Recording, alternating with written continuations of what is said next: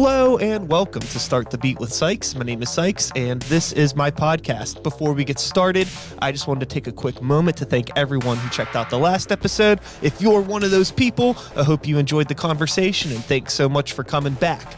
But for everyone out there who's new to the show, welcome. Feel free to make yourselves at home. And as always, there's beer, soda, water, coffee in the fridge. Cheers to everyone out there on the internet. It's taken me so long to accept the title artist. I don't know if I'm the only one, but I always thought that artist is something that came when you got to a certain level. You got a certain level of followers, you got a certain award. I thought artist would be something that I would achieve, but like this last season of my life, I'm like, no, artist is something that you are when you create, not when it's accepted, not when it's approved, not when it's applauded. So I started actually accepting the artist title. So that's why it is CJ the Artist. Sure. You know, that's an interesting thought because you can be somebody that calls yourself an artist, but you don't necessarily make a lot of art. On the flip side of that, I've known plenty of people, maybe like yourself for a certain amount of time, that are undeniable artists, but do have some sort of they're just criminally modest about it. Yeah. And I think too, I would rather be I get along a lot better with people who Stacy. Sorry, I'm interrupting a conversation. I was in the middle of a deep thought. You're on a roll. I believe in you. God damn it. Okay. Where was I? So, like yourself, with being somebody that sometimes you can be really modest as an artist and not know whether you should consider yourself an artist or not. But I tend to find that I get along with people that are like you a lot more than the people that are like, I'm an artist. It's like, yeah, you're also kind of an asshole. Let's tone it down a bit. But with that being said, I have no beef with you calling yourself CJ the Artist. Yeah. And also, before I forget, congratulations Thank you. on the whole, adulting marriage thing. Dude, I am so excited. Wacky. I found the most incredible person ever.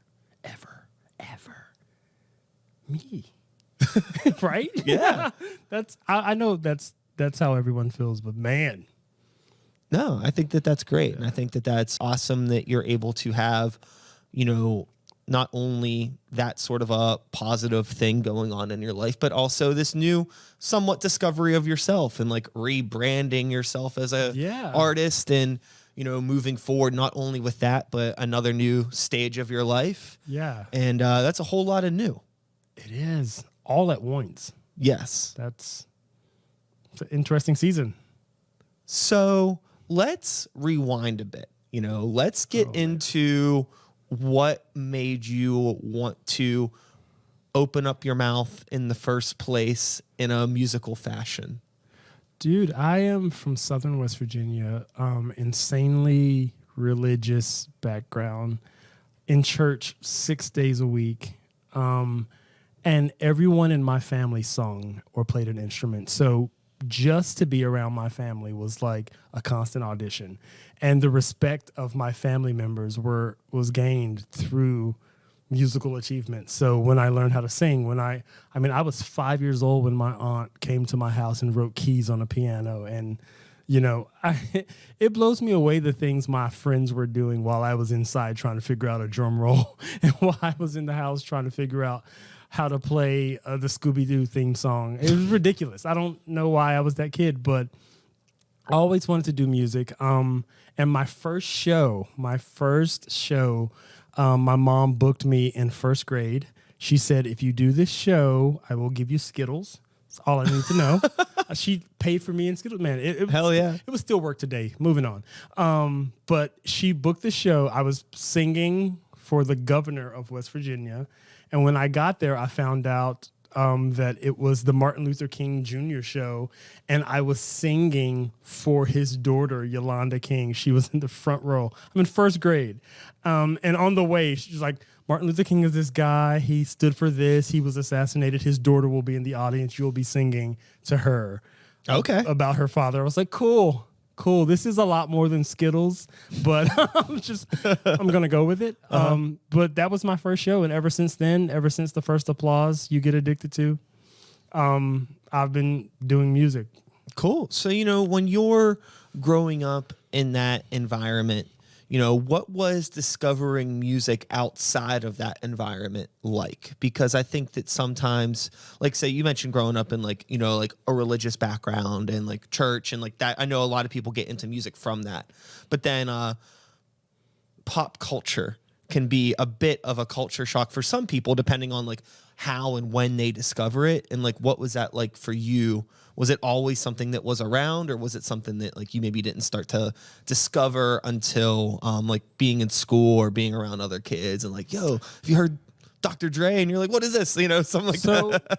So I've thought about this. The most beneficial part of my life is that I try to fit in with everyone. So I'm 7 years old. I walk into my brother's room. It's hardcore Wu-Tang Clan. I walk to my sister's room. It's Norah Jones.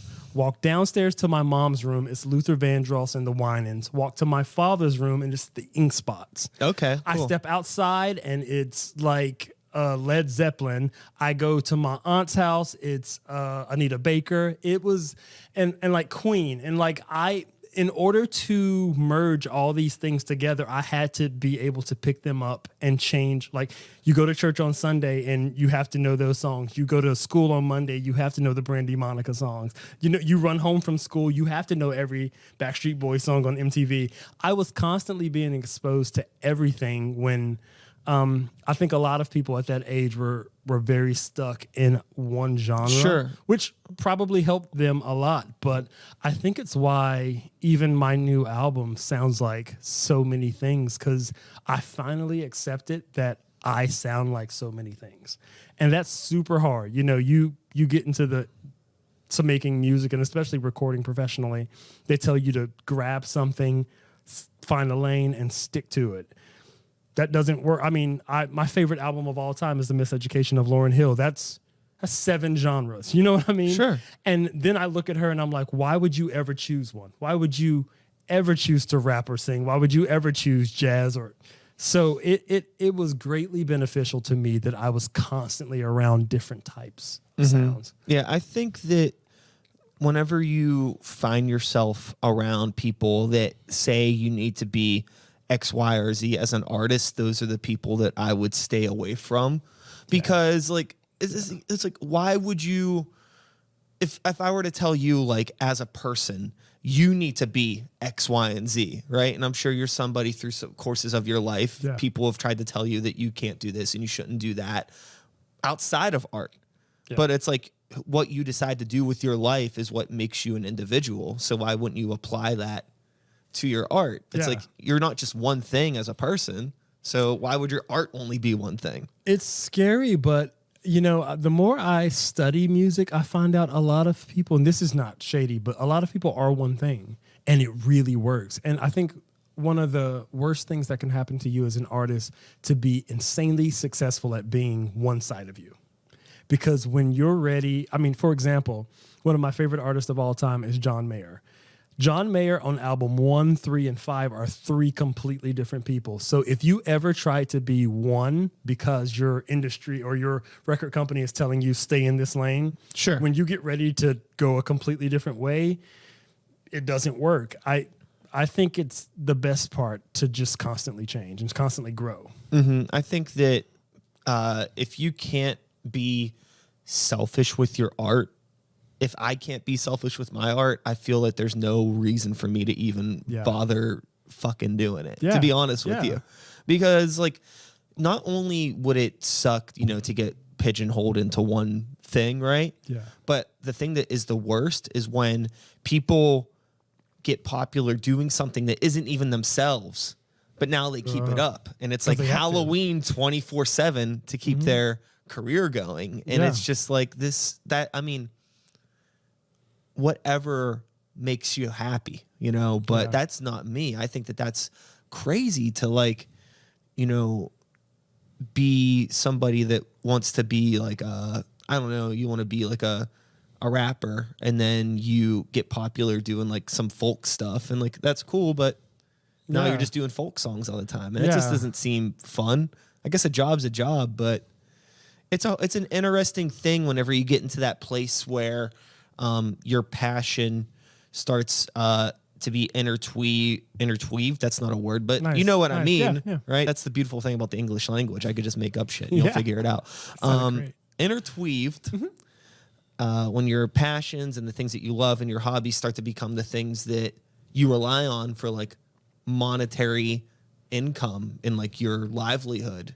Yeah. And it's like balancing those two things because, you know, I don't know like where you are yet in terms of that stage of things, but Yeah. it's a lot of fun when Yeah. it gets there because all of a sudden it's like, you know, I remember the days of being, you know, working at Starbucks and like all I want to do is get home and record and like work on music stuff. It was like my escape from everything. But now like everything that I do is music and art related and there's no escape. Like I don't what I have mean. anything to escape from. Yeah. You know, I like fantasize about making lattes. I don't Oh, I don't wow, it's fantasize about flipped. making beats. Yeah. It's complete. Oh, that's funny, man. Like That's every interesting. time I'm in a coffee shop, I'm like, that'd be fun. I miss that. I could pour that Rosetta. Yeah.